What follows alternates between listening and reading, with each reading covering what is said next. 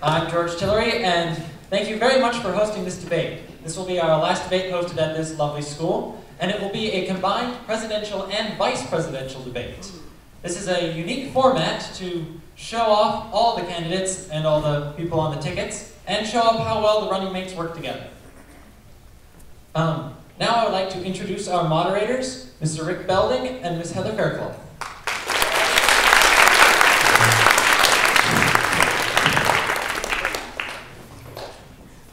Can you hear me if I don't use the mic? No! Okay. St. Gregory is pleased to host this final presidential debate. As we begin, I'd like all of us to keep in our thoughts and prayers the millions of Americans who were so severely impacted, some devastated by Hurricane Sandy this week. There are people who are still suffering, will suffer through the rest of the week, probably through the rest of the fall. We're all hopeful that they do well and that Sandy does not have an impact on the election, but please keep them in your thoughts and prayers. Another consequence of Hurricane Sandy is candidate Paul Ryan made it to the debate, but his luggage did not. So you will see when he is introduced that he is not dressed as we might expect. So with that,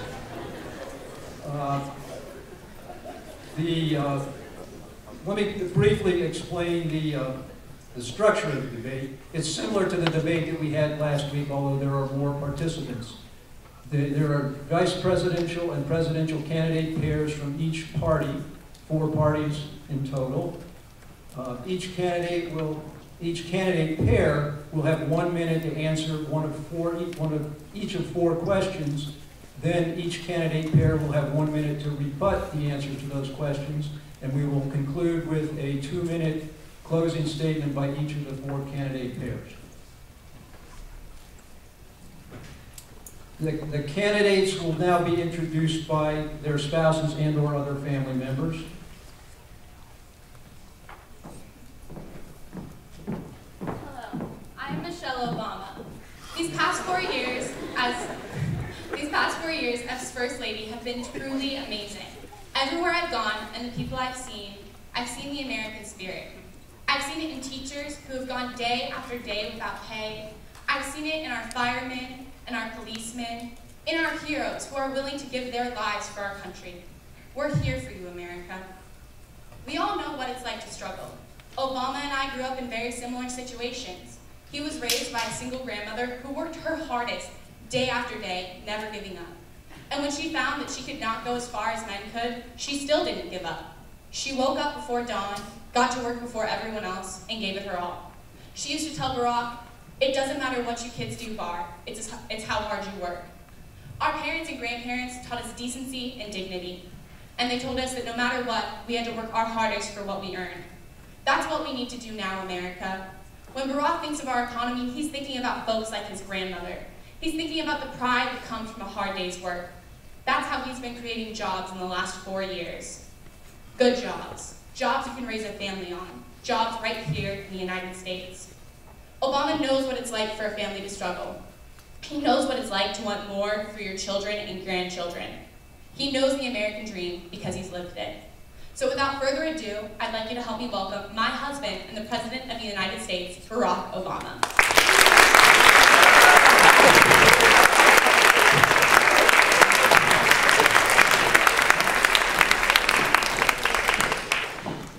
Hello, my name is Jill Biden. I'm proud to stand before you and introduce the devoted Democrat, former esteemed senator, and current Vice President of the United States. Please join me in welcoming my amazing husband, Joe Biden.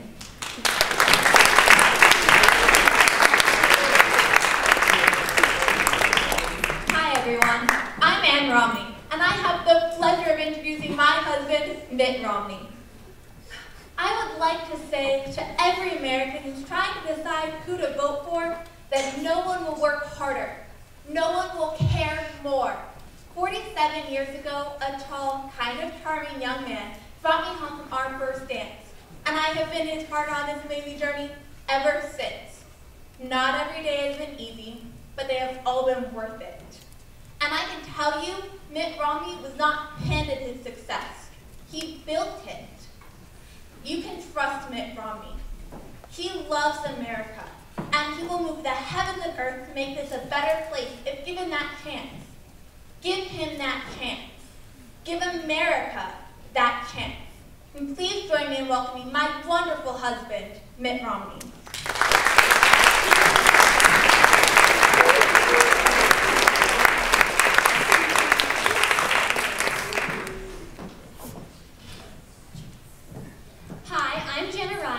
So proud to present to you my husband, Paul. We first met when he came to my birthday party sick as a dog, and yet was still the most earnest and positive person I had ever met.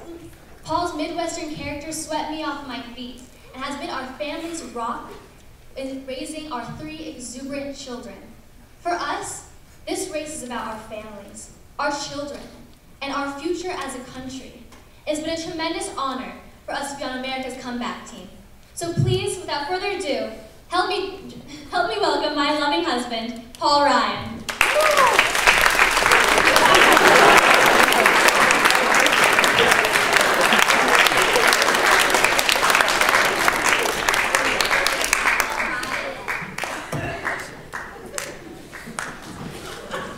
Hello all, and thanks very much for having us. My name is Rick Stein, and I'm proud to be the husband of your Green Party candidate, Jill Stein. Jill Stein is a loving mother, a caring physician, and a teacher. She has a wide range of experience in her lifetime, and this wide range of experience makes her a fantastic leader. Jill is a person who knows what needs to be changed and is willing to put in time and effort to change it. For example, Jill realized through experience that big money tends to stop health protective policies and has since become a strong advocate for campaign finance reform. It all started for Jill in 2002. When she was approached by activists and asked to run for governor of Massachusetts. Her political career was officially underway. Since then, Jill has focused on mainly environmental issues. For example, in 2003, she co-founded the Massachusetts Coalition for Healthy Communities. In 2006, Jill won over 350,000 votes by Massachusetts citizens, the biggest total vote count for any Green Rainbow Party candidate ever. Overall, Jill knows what progressive changes need to be made in our nation, and if elected, is going to make those changes for the progress of our country as a whole. Please join me in welcoming my wonderful wife, Jill Stein.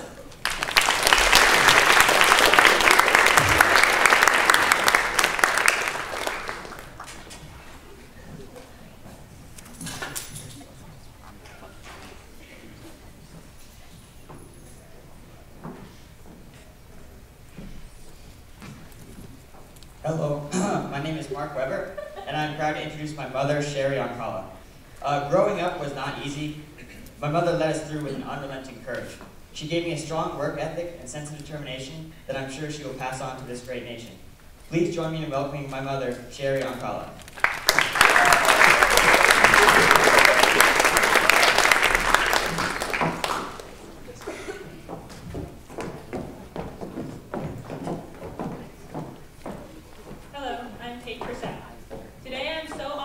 So proud to introduce the man of my future and the future of this country. He was the governor of New Mexico, he formed Our America Initiative in 2009, and he's climbed Mount Everest. In the years I have known and grown so close to him, he has taken such good care of me. And I know that as your president, he will do the same for America. He is so determined and incredibly grateful for the things he can do. He believes that the biggest thing this country needs to address is preserving individual rights.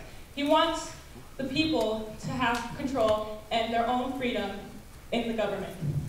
He's been a loyal governor and an amazing fiance, and now he's now for your presidential candidate 2012, please welcome my fiance, your future, Gary Johnson.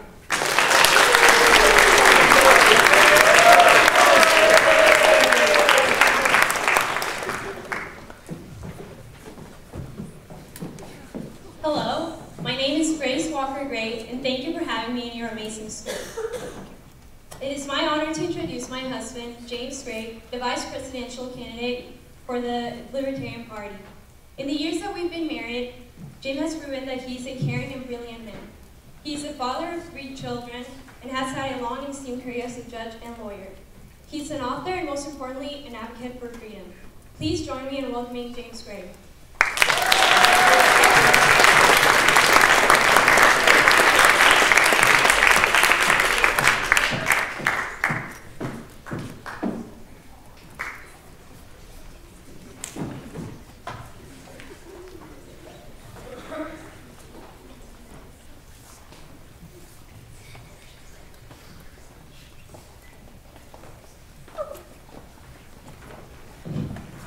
Thank you to all the candidates and your family members. We're very appreciative that you could join us here this morning. One quick review of the format. There are 4 questions. They will be directed to the candidates in a rotation through the 4 questions. Each candidate pair has 1 minute to answer and to rebut during the 4 questions. You may choose to use that 1 minute. You can share the time. One of the candidates or the other can speak for the entire time, but the total per pair is 1 minute per question and 1 minute per rebuttal. The first question, directed initially to the President. Sir, what will you do to increase employment, and what have you done in your previous elected roles to better the economy? Well, thank you. That's a really good question. And I'd like to thank St. Gregory's for having me here tonight. When I first took office, the economy was in a free fall that was the worst since the Great Depression. When I took office, I decided to do 4 things. The first thing is I took control of Wall Street. I regulated Wall Street, and I stopped them from making the same business dealings that got us in this problem in the first place. The second thing I did is I opened up international trade, and I facilitated international trade to South America because it's one of our biggest economic allies. The next thing I did is I prevented Detroit from going bankrupt, which saved 1.4 million jobs, which was an idea that Mitt Romney opposed very heavily. Thank you. Governor Romney, your second answer. Yes, thank you, Mr. Belvin, and thank you to this beautiful campus of St. Gregory. It's nice to see a lovely private school succeeding so well. I'd like to point to the 5th point in my 5-point plan, which is champion small business. Small businesses are the backbone to the American economy. And I know that small business owners are struggling hard under this Obama economic policy. We need to cut restrictions for small businesses that are creating jobs, helping the economy grow, instead of regulating them so harshly that some businesses can't open more positions. In my previous role as Massachusetts governor, I entered the governorship and Massachusetts had a huge deficit. I overcame that deficit. And when I exited office in 2007, the deficit was not only cut, but there was a surplus. That shows that I know how to regulate the economy efficiently and well. The question is now directed to Dr. Stein. Well, first off, I would like to thank our lovely moderators here today, Heather Fairclough and Rick Belding, as well as St. Gregory's School. It's not often that the Green Party has a chance to take part in these debates, because in this political system, we are disenfranchised. If we let these 2 parties run everything, our country will be ruined. We've given them the chance to fix the economy, and under the last 2 administrations, we've seen unemployment drop by 3%, and in the past 4 years, it has stagnated. We need to enact a Green New Deal, which will increase employment with our full employment program by 25 million new jobs. What our full employment program does is, instead of people going to unemployment offices and collecting money for not working, we will change those into employment offices, in which people can go and they can receive jobs in the green sector, which will stimulate our economy and eradicate unemployment. Thank you. And now the question is directed to Mr. Johnson. Yes, I'd like to once again thank the moderators and thank St. Gregory for hosting this debate. When it comes to the economy, the first thing we need to address is fairly straightforward, and that is to just limit spending and reduce spending. We can accomplish that by eliminating all federal subsidies.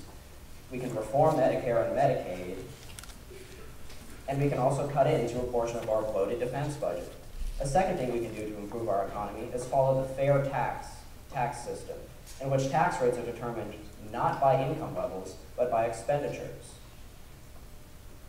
A way to increase employment is also to legalize, regulate, and tax marijuana, which will create jobs And agriculture will create jobs in retail and will create jobs in research. For the rebuttal, we'll go in the same sequence. President and Vice President, you're first.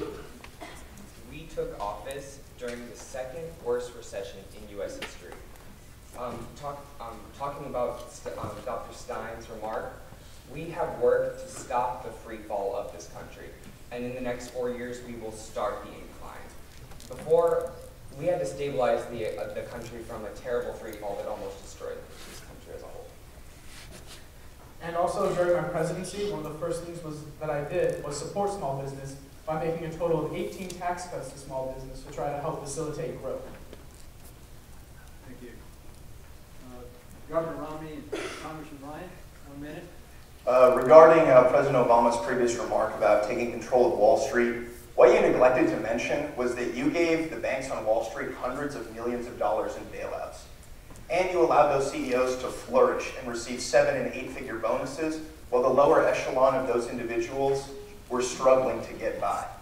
Also, this administration allowed Fannie Mae to continue doing business with the United States government after they allowed several individuals to default on their subprime mortgages, sending this country into the housing collapse. And in response to Dr. Jill Stein's remark about why third parties seem disenfranchised, there is a reason that two parties exist, and why two parties have been voted in and out of office over the past, since the United States has been founded. And that is because our policies work. What America does not need right now is some radical new dark horse candidate coming in and changing everything up. What we need is proven policies that have been proven over time to work, fixing the economy, creating jobs in the small business sector. Dr. Stein and Ms. Angela, your 1 minute rebuttal. What we do need now is a change. Clearly, this isn't working, considering we still have unemployment at around 8%. And a part of the reason that third parties haven't been able to be elected is because we are told time and time again, don't waste your vote on a third party. You'll waste your vote. Here's the thing, you don't need to do that. What Jill Stein and I are proposing is a system of instant runoff voting for presidential candidates, in which you rank your candidates in your favorite order, and then whichever one has the highest in that is the president. I would also like to respond to President Obama. You had mentioned you've been trying to regulate Wall Street. Well, you have done an absolutely terrible job of that. We are seeing very few regulations in Wall Street right now, and the Green Party's platform really includes major regulations in Wall Street because they are running our country as well as these corrupt fiscal systems, and we need to see a major change. And Governor Johnson and Mr. Gray. Because I didn't get to address this earlier, I would like to mention my accomplishments as governor of New Mexico from 1994 to 2002. I created 20,000 jobs during my 2 terms. I cut taxes 14 times, did not raise them once, and by the time I was out of office, New Mexico was one of only 4 states in the entire country with a balanced budget. I increased the state general fund from a record low of $28.1 million to $222 million.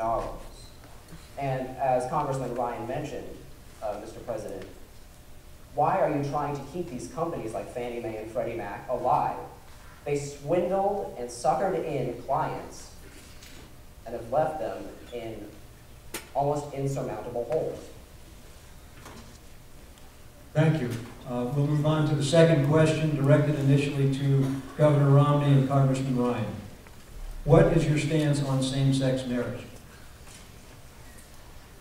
Raised in Michigan, my family instilled in me deep values that have stayed with me to today. And those values, the most important to me is my religious background. I believe that we all come from the same God. And the holy sacrament of marriage is just that, a religious bond, which is between a man and a woman. I don't think that a man and a man, a woman and a woman should not be married. However, I believe that at the time of the framing of the Constitution, there was a clear distinction of what marriage was defined as, which is a holy sacrament between a man and a woman. Between then and now, I don't believe that the Supreme Court has made any ruling to change that black and white definition. Next, to address the question, Dr. Stein and Ms. Ankala. Human rights are universal. We shouldn't have to legislate who has the right to have their relationship viewed as legitimate. It's not just about having a relationship. It's being able to say that you have a marriage, that members of the LGBT community feel like they actually are legitimate. Firstly, President Obama has stated that he supports same-sex marriage, but what has he done to actually support it? He has not repealed the Defense of Marriage Act, and neither will Romney, and we aren't going to see any changes in this. You know, it's the state, they want to leave it up to the states, and the states should not decide whether a marriage is legitimate or not. It just doesn't make sense. We need to pass a federal law mandating that same-sex marriage be recognized in every single state. I am the only candidate who will do this, and you will not see this done under any of these candidates. Thank you. Now to Governor Johnson and Mr. Gray. See, that's actually not correct. We agree on that issue. What baffles me about the issue of gay rights and gay marriage is why this was even an issue in the first place. At what point did our government decide that it had the right to regulate whom people love? That's ridiculous. All people are equal before the law, regardless of sexual orientation. We've been through the same argument with its period of segregation and racism. However, in my ideal world, not even the states would have the right to decide this. There would be no laws regulating it whatsoever, because they should not have been established in the first place. However, because the existing administration refuses to do the right thing and completely just forget about establishing laws saying one thing or another, I do support legislation declaring that marriage can be between a man and a man, woman and woman, or man and woman. And President Obama and Vice President Biden. This administration has supported same-sex marriage, the first administration to do so in history. I think it's very important to let members of the LGBT community get married because it's a right that all humans should have.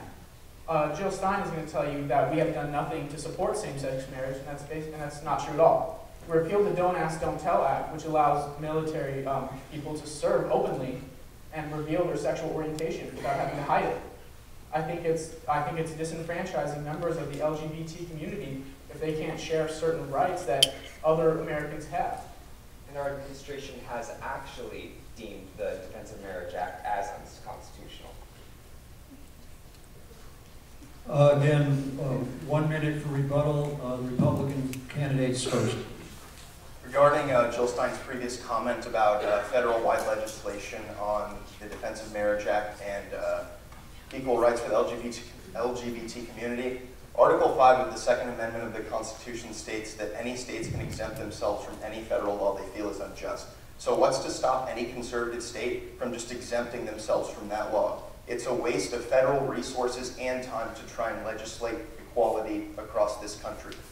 While Governor Romney and I receive a lot of scrutinization on the fact that we hate gay people, we don't. We're not trying to outlaw their marriage. We just don't feel that it should be classified under the sacred union of marriage. Not giving homosexuals the basic human right, what you're calling, of marriage, is not a basic human right. The fact that we are maintaining that marriage is a holy sacrament between a man and a woman does not deprive any American citizen of life, liberty, or property. Marriage is not just a religious institution, it is also a social institution in this country. And replying to President Obama, we have not seen you actually repeal the Defense of Marriage Act, and that is the problem. And what you said about don't ask, don't tell is not actually a step towards marriage equality. Yes, it's a step towards LGBT rights and the right to be able to serve in the Army regardless of your sexual orientation, but it's not about marriage equality. And what we have seen is that the Obama administration is not actually taking action for marriage equality. And now the Libertarian rebuttal. Now, instead of insisting on equality as a U.S. constitutional guarantee, the president has thrown this question back to the states. He has given the states the opportunity and power to say if same-sex marriage should be legal in their state. And when all the smoke clears, I feel that gay Americans will see that the president really hasn't made any long strides. And while we commend you, President, for pushing for marriage equality, we're kind of disappointed, for you have given the power to the states. But we don't think government at any level should have laws regulating people's personal choices. And yes, Mr. President, you have tried to move this government towards marriage equality. However, because you have left this decision up to the states, and because laws saying that laws against marriage equality exist, you need to take this matter into your own hands and establish a rule that says once and for all, establishes marriage equality once and for all. Much like Governor Romney, I am a man of devout faith. I am a devout Catholic, and unlike him, I do not think gay marriage conflicts with my beliefs. I think we should empower members of the LGBT community to have the same amount of rights that we do today. People say that this administration isn't doing enough to support same-sex marriage. And I would just like to stress that we're the first administration in history to come out and openly support same-sex marriage. We're the first ones to ever do that. And I think it's important to allow members of the LGBT community to have equal rights with every citizen. And as far as letting states choose that, letting states decide whether or not they want to allow members of the LGBT community to get married, that in fact puts the power of that into the hands of the people on a much smaller level. So by giving it to the state level, I actually give it to this, to the citizens of the state and let them decide what they want to do. Thank you all again. The third question, which initially was directed to Dr. Stein and Ms. Ankala, what is the proper role of government in ensuring the production of clean energy and the sustainability of the environment? Well, as a Green Party candidate, green energy is obviously very important to us. We have three main steps that are in our Green New Deal. Firstly, we need to invest in green businesses, giving them grants and low-interest loans to help them grow. Next, we prioritize green research and get away from this research into fossil fuels. Finally, we need to provide green jobs by enacting the full employment program, which guarantees 25 million jobs, 16 million of which will be in the green sectors of economy.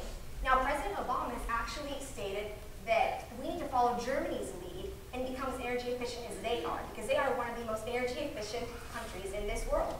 And the problem here is that the Green Party started that. Did you know that, President Obama? So the Green Party is the one who's behind all of this. So the Green Party needs to take over all of the energy efficiency in this country. Thank you, Governor Johnson. Mr. Gray? I would like to start by saying that I am entirely in favor of green energy.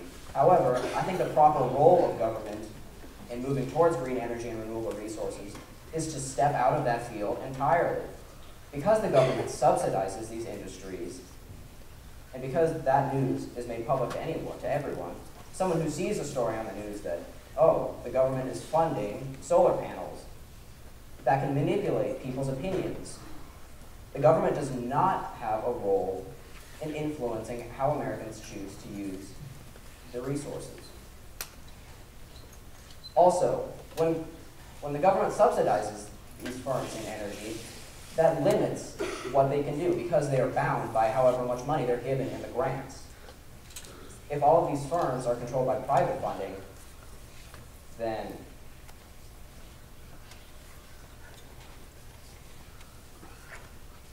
it's entirely up to the firms to decide how to use the money they get for research and development. And to President Obama and Vice President Biden. I agree that we should regulate energy and make sure that we do not pollute this country and this earth too much. Jill Stein says, Dr. Stein has said that she says that they were the first, the Green Party was the first to support green energy. But they haven't actually done anything about it. They haven't actually taken any action, whereas this administration has.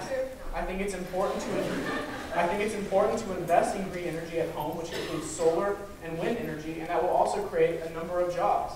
I think it's very important to drill at home, but to keep our country clean and less polluted. That way we can have a beautiful earth and we can be less dependent on foreign oil. We're trying to create a sustainable country that doesn't have to rely on foreign energy to work.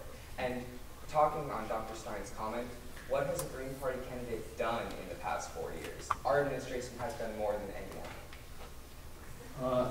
I would remind the candidates that there's a minute for rebuttal at the conclusion of the answers to each question.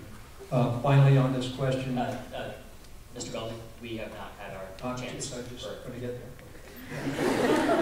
I wouldn't forget you. And the final 1 minute answer on this question to Governor Romney and Congressman Ryan.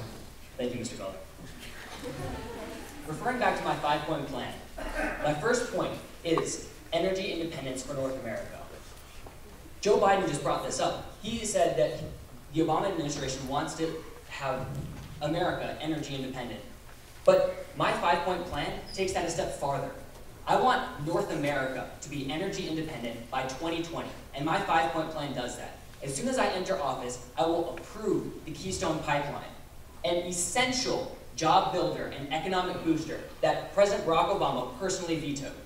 I would also cut restrictions on coal industry, making sure that more jobs could be created in that industry. Because right now, we are not harnessing the power that's under our feet, coal, oil, and gas. That is essential.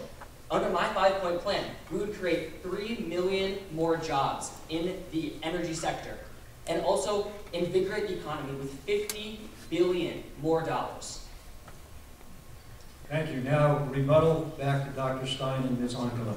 First off, Mr. Romney, you're going to create 3 million new jobs. We're going to create about 16 million new jobs.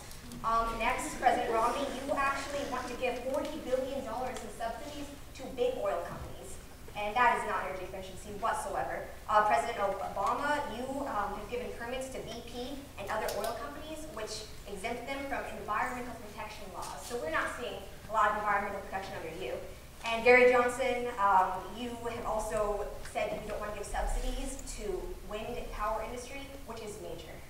In addition to giving money to green energies, we also need to engage with our international community and make agreements to limit our carbon emissions. The Kyoto Protocol is signed by 191 countries, but not the United States.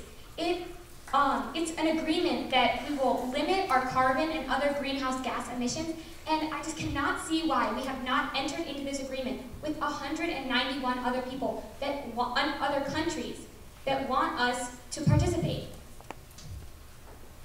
And Governor Johnson and Mr. Gray. Dr. Stein, you talk about the government not pursuing research in certain forms of energy. Not enough. And you talk about following Germany's lead. Germany, I believe by 2018 or 2020, wants to phase out all of its nuclear power. Nuclear power is the most efficient energy resource we have available to us. The issue is that we need firms doing the research to find out how to dispose of it safely.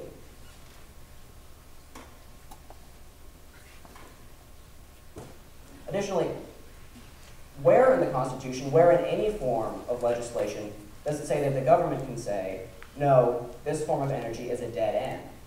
I haven't seen that anywhere, and I could say that I've looked at the Constitution more than several times. I would rather trust the firms that are doing the research to tell us which forms of energy are sustainable and which aren't, than I would trust the federal government. President, Vice President? I would like to address something that Romney said when he said that I vetoed a bill that would allow pipeline to run through the U.S. I did do that, and I support that. We have enough pipeline to run around the entire world, and I think that's the last thing we need. Also, under my administration, I've allowed drilling to happen in the United States, and projections show that, like in recent years, the United States will overtake the Middle East as the highest oil-producing country in the world. We need to stop that. I think it's also to invest. I think we also need to invest in green energy jobs like solar power and wind power. I think these are important jobs that can help stimulate our economy and make us more sustainable for the future. The things I do regarding energy, I do for the future, not just for today. We have to work on making a sustainable country. And speaking on Governor Johnson's belief, nuclear power is used by France 75% of their energy, and they're having problems with it right now, and their president wishes to phase it out to 50 by next year. And not to forget Governor Romney and Congressman Ryan, a final rebuttal. Regarding what Dr. Stein said about our administration giving $40 billion in subsidies to big oil companies, The ends justify the means. And the whole platform of our economy is to create jobs. What does So it mean? That's a terrible environment. it's not, though. The entire platform that we run on is drilling at home, and that hasn't had a negative effect. Yes, it is. And regarding what President Obama said, he's given subsidies to farmers whether or not they produce corn for ethanol, and that's costed his administration over $40 billion. And that just can't continue because we need to put that money towards something that actually matters. Thank you all. It seems like we have some disagreement on this issue, which I hope will be readdressed in the closing statements. The fourth question, directed first to Governor Johnson and Mr. Gray. If you would have to choose a previous American president to be a role model, whom would you pick and why? And how has this president inspired you? Well, Mr. Belding, if I had to pick one president, just one president from this country's history that I would choose as my role model, I would say the seventh, Andrew Jackson. He supported limited government, and he supported states' rights. He was tough, and he was aggressive, and to put it very casually, you could say he got after it. He was against the federal control of money. He was against the national bank. He was just against big government in general. I think the reason I identified with President Jackson so much is because for his time, I think his platform most closely resembles the modern Libertarian Party platform. And the president and vice president. This nation has had so many great presidents in its history, I can't choose just one. One of the ones I would like to talk about is a man who has helped me campaign and who has supported my campaign for a long time. This man is Bill Clinton. He took office and immediately got the economy working and ended up leaving with a surplus in the economy. He wasn't your typical candidate, and he had a lot of trouble dealing with a highly majority of Republicans in the Senate, and which is something that I share with him. I also would like to say that I highly support FDR because I, like FDR, inherited the presidency at a time where the economy was on the biggest freefall we've ever seen. And he did his best to create jobs, which is what I'm doing, by making new infrastructure, building roads. In my administration, we're starting new green energy jobs, and we're having solar and wind power to create new jobs, which Governor Romney thinks are phantom jobs and do nothing for this country. And Governor Romney, Congressman Ryan. The president that I follow as the role model the most is actually one that is currently in office and on stage with me right now. You are the best negative role model this country has ever seen. Not only vetoed the Keystone Pipeline, vetoing millions of new jobs and money, revitalizing the American economy, but you have also decreased unemployment by 0%. Unemployment is the same now as when you entered office in 2008. When you ran for office in 2008, you had a promise to decrease the national deficit by $1 trillion. Instead, we now, 4 years later, are looking at a deficit with an additional $3 trillion. That is why I think I look up to you, President Obama. And the Green Party candidates. I would rather not base this question on attacking other candidates. Rather, I want to tell you guys about my own plan. So first off, the president who is the greatest inspiration to me is Franklin Delano Roosevelt. He led this country during really hard times with the first and second New Deals, and the Green Party guarantees the Green New Deal. It's an emergency 4-part program which guarantees drastic changes in unemployment and worker rights. We also have a green transition program which will create a sustainable economy which is environmentally sound, economically viable, and socially responsible. We need major financial reform in this country and a strengthening of our democracy. Really, we need a president who can take after FDR and oversee a real recovery in this nation. And that president is Jill Stein. Thank you. Now for the rebuttal in the same order. Dr. Stein and President Obama, you talk about looking up to Franklin Delano Roosevelt and how he brought us up from a very difficult situation. To say that World War II was a difficult situation is a grave understatement. Dr. Stein, you talk about your Green New Deal being an emergency plan. Why do we need an emergency plan? We have very simple, my plans to increase employment and help the economy are simple. They're not drastic. And also, President Obama, if I may address you directly once more, William Jefferson Clinton, this same president signed housing legislation that is directly at the root cause for the complete housing collapse of the late 2000s. You expect the American people to look up to you when you look at Bill Clinton? I can't defend everything he's done, but I can only say that I look up to what he's done. And may some of that may not be good, the majority of it is good. Governor Romney, you say that we are one of the worst presidents ever. Well, the Obama administration. So you're saying you're against education. We have created the Race to the Top initiative, which has helped over 46 states improve on their education, because instead of bringing money to states that have great education, they're bringing money to states that are improving their education. That's where it needs to happen. So I'm really sorry you're against our youth. I'm not against the youth at all. If you look at the second point of my 5-point plan, it says, Mitt Romney would like to attack this administration. He would like to attack my administration, saying that we're the worst he's seen in history.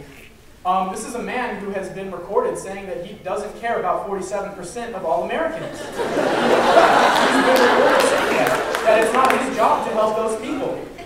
Governor Romney and Congressman Ryan, you can have a minute 15 if you would like.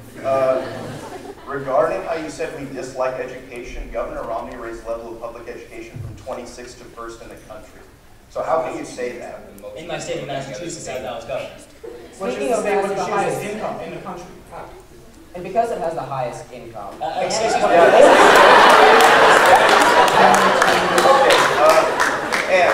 Like Governor Romney said, when you took office, the national unemployment rate was 7.8%, and it's the same as it is today, 4 years later. We had to stabilize the economy from having a free fall. And also, regarding Bill Clinton as leaving office with a surplus, he was in office during the biggest technology boom this world has ever seen. You have companies like IBM, Intel, Microsoft, and Apple up and coming, taking a piece of the global market share. You can't say that Bill Clinton did that. At least we're focusing on a president, not attacking the president. We'll move on to the gentlemen. The Green Party has the final rebuttal on the last question. Well, Governor Romney, you had actually stated that you want to eliminate Pell Grants for more than 1 million low-income students. So to say that you really care about youth and education doesn't really mean much. To respond to... Is that why the level of public education went up 25 spots? Yes. It's because he doesn't care? He doesn't It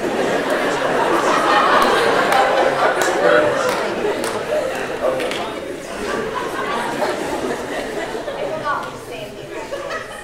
To respond to Governor Johnson saying that we don't need drastic changes, well, we absolutely do. We have a $16 trillion deficit. We're seeing unemployment at 7.8%. We really do need to see drastic changes in this economy and in just everything. And we also need to do that through our education system, which we plan to implement. Vice President Biden talked about our education system. And what nobody's talked about is the fact that it needs overhaul. The education system right now just drops people after 12th grade and says either good luck finding a job without a college education or good luck paying off your student debt.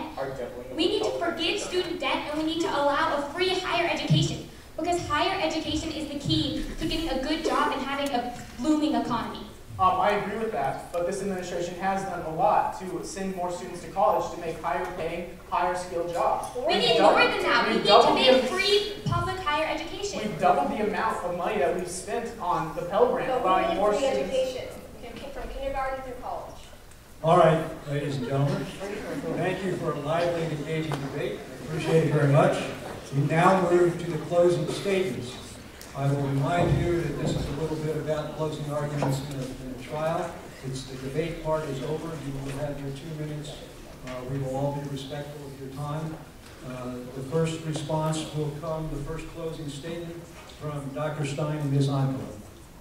Well, firstly, we would like to thank St. Gregory, Rick Belding, Heather Fairclough, and all of you for listening to us today. We really enjoy the chance to share the stage with such engaging politicians and appreciate the St. Gregory community for recognizing us as legitimate candidates for once. We need to escape the manacles of the two-party system, and electing the Stein-Concala ticket will bring the change that we actually need. Not more empty promises from candidates that are really one and the same. They are not going to fix unemployment, but we will with our Green New Deal, which guarantees 25 million new jobs. They will not stimulate the economy, and they will not save our planet with the green programs which we will implement. I am the only candidate up here who will federally mandate that same-sex marriage is recognized by all states. And as students, the issue of paying for college is especially relevant to you. And I am the only candidate up here who will ensure that higher education becomes completely free and that college graduates are not burdened with thousands of dollars of debt. Real changes will happen in this nation if you vote Jill Stein for President of the United States of America.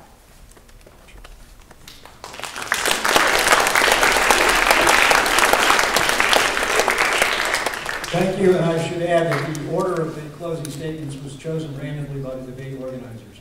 The next for their closing statement will be Governor Romney, and Congressman Ryan. Thank you, Mr. Rick Belding, and thank you, Heather Fairclough, for housing this debate on this beautiful, again, I return to lovely campus of this supreme private sector school.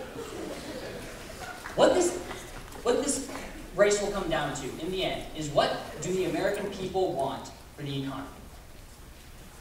Under my plan, I have 5 points. The first, energy independence for North America by 2020. Making sure that we revitalize the economy with $500 billion and 3 million new jobs. Approving the Keystone Pipeline, which President Obama vetoed. The second point is making sure that American citizens have the skills they need to succeed. Making sure that education is the first in the world. We've been dropping back over the past couple of years of level of science and education degrees. And we need to make sure that students know the skills they need to succeed in the real world. Point 3 is trade that works for America. Making sure that we open new markets that haven't been used before. President Barack Obama, in the debate, stated that he has opened new markets in Latin America. But that is something that I am focused on heavily. We need to make sure that China stops cheating, artificially holding down the currency in their country, and making sure that we really do open up new markets in Latin America. And we also need to cut the deficit, something that Barack Obama has not done. Like I said, when he campaigned in 2008, he said that he made a promise to the American people that he would cut the deficit by $1 trillion. Instead, 4 years later, we're looking at a deficit that has increased by almost $4 trillion. Thank you. And now, Governor Johnson and Mr. Gray. Before my closing statements, I would once again like to thank Rick Belding and Heather Fairclough for moderating this debate, the St. Gregory School for hosting this debate, and also my opponents for being here and providing this community with a thoughtful and passionate debate. The main point that I cannot stress enough times or with enough emphasis is that my priority and the Libertarian Party's priority is to preserve your individual rights and make sure that the government does not infringe upon your right to live your life however you like.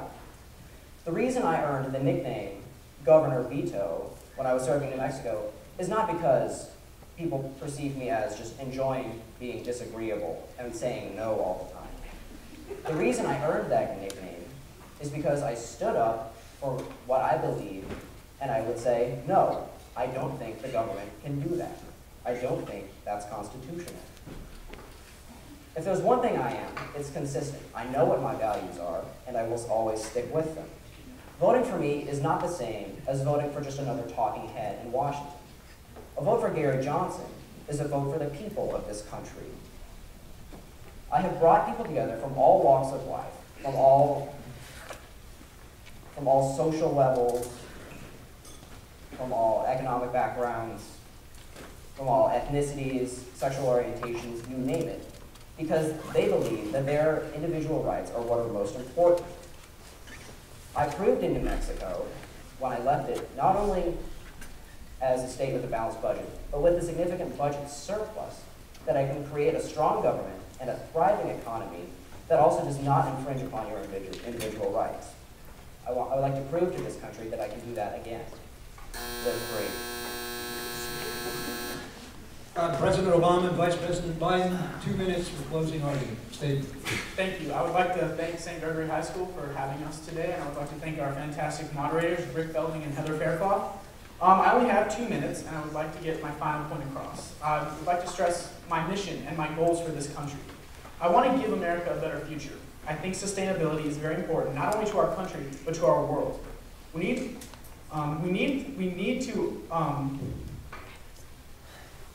think it is important to reinvest in clean and green energy. This will not only create jobs, but it will make America less dependent on foreign oil. I also think it is important to support more money for Pell Grants to give more students the opportunity to have higher education and have high-skilled, high-paying jobs. I think I can relate to the middle class very well. My opponent is a good man. He has kids, he has grandkids, and he's a great businessman. However, the policies that he's going to put in place and the tax plan he's going to put in place is only to benefit the super rich. He has been recorded saying he doesn't care about 47% of America, and he is a man who, if elected, will put in Bush-era tax cuts, which are founded on the ideal that the trickle-down system somehow works. Unlike my opponent, I would like to work hard for 100% of Americans. I think it's all right to tax the rich and give tax breaks to the middle class because they are the backbone of our economy. I came up here today not only to make my stances and topics clear, but to try to show the American people why I deserve 4 more years. We need to move forward. Vote for me and a more sustainable and bright future. Thank you, Heather and Rick again, and St. Gregory School.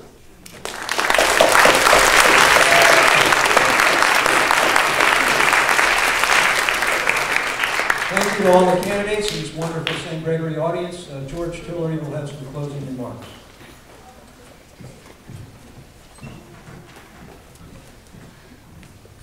Thank you once again, Mr. Belding and Mrs. Faircloth, and thank you to all our candidates. This concludes our presidential and vice presidential debate, and now I'd like to introduce all the candidates and who they are portrayed by. So, please save all applause till after I get through the list. There's a lot of people here. So, President Barack Obama is portrayed by Charles A. Walt. Eddie Hale is portraying Vice President Joe Biden. Mr. Gary Johnson is portrayed by Mark Kissinger. Mr. James Gray is portrayed by Jeremy Colwin. Governor Mitt Romney is portrayed by Stuart Bass. Paul Ryan is portrayed by Connor Johnson. Jill Stein is portrayed by Becca Rogers. Sherry Honkala is portrayed by Olivia Larson. Sorry. I have a lot of people on this list. All right. Michelle Obama is portrayed by Marion Birdsall. Erin Corrier is Dr. Jill Biden. Kate Prusak is portrayed by Amanda Gamez.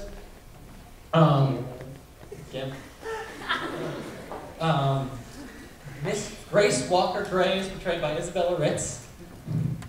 Jan Ryan is portrayed by Zoe Womack. Susanna Townsend is Ann Romney. Mark Webber is portrayed by Edward Rashawn. And Richard Stein is portrayed by Giuseppe Thumb. Thank you. And